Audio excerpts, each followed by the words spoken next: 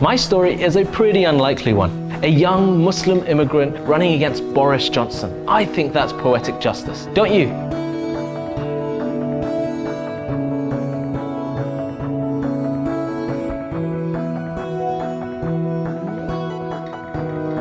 I decided to stand because people like me, we were never meant to become MPs. I grew up on a council estate with a single mum who barely spoke a word of English. And for us, it was never about planning our path to Eton or to Cambridge or even to Westminster. It was about making it to the end of the month. And mine wasn't a unique story. Most of the kids I grew up with and the friends that I had went through the exact same experience. We would all have to pick whether we'd get the train or the bus to school or whether we'd walk and be able to have lunch.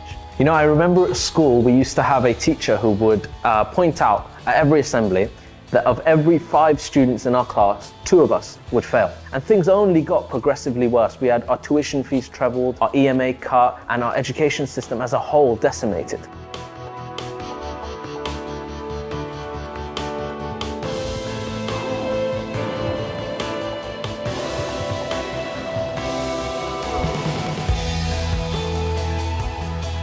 Here's the thing, Westminster wants there to be a distance between us and them. They thrive off of our apathy, because the further we are from where the decisions are made, the more they are made in the interests of them rather than us.